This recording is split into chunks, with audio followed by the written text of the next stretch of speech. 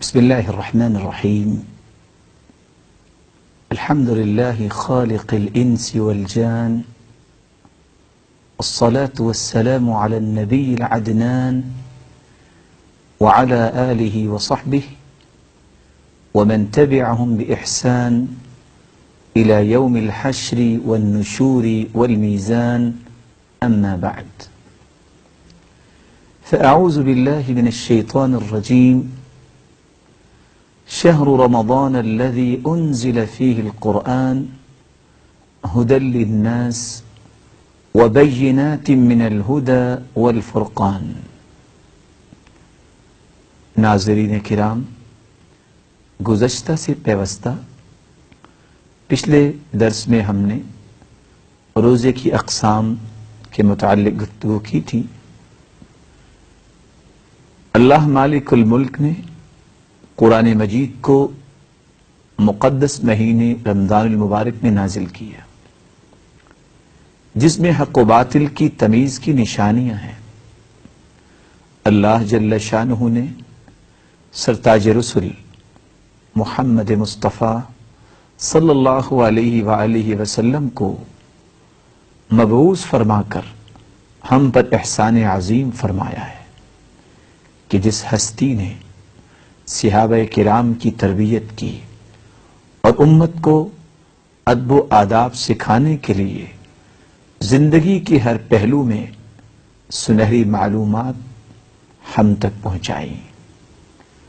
ایک مسلمان روزہ رکھتا ہے تو وہ اللہ کے رسول کی اس سنت کو زندہ کرتا ہے. جس طرح روزہ رکھنا عبادت ہے اور عبادت کی قبولیت کے لیے آپ صلی اللہ علیہ وآلہ وسلم کا طریقہ اور سلیقہ ہی اللہ کے ہاں قابل قبول ہے، اسی طرح ان آداب کو بھی ملحوظ خاطر رکھا جائے گا جو آپ صلی اللہ علیہ وآلہ وسلم نے روزہ رکھتے ہوئے، روزہ افطار کرتے ہوئے اور سارا دن گزارتے ہوئے ملحوظ خاطر رکھا.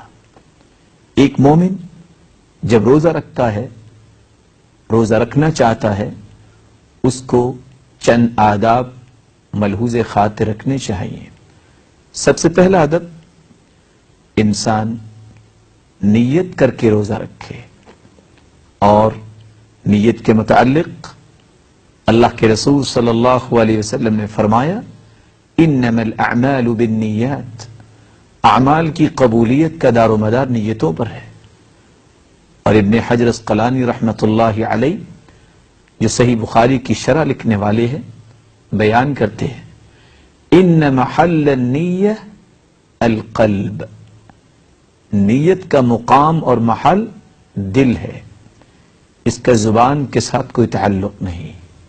چنانچہ سیدہ حفصہ رضی اللہ تعالی عنہ بیان کرتی ہیں آپ صلی اللہ علیہ وآلہ وسلم نے فرمایا من لم يجمع الصيام قبل الفجر فلا صيام له. اور دوسری روایت میں الفاظ کچھ یوں ہیں من لم يبيت الصيام من الليل فلا صيام له. جو رات کو فرض روزے کے لیے نیت کر کے نہیں سوتا، جو رات کو یہ عزم نہیں کرتا، اس کا روزہ نہیں ہے. رات کا اطلاق صبح سے پہلے تک ہوتا ہے.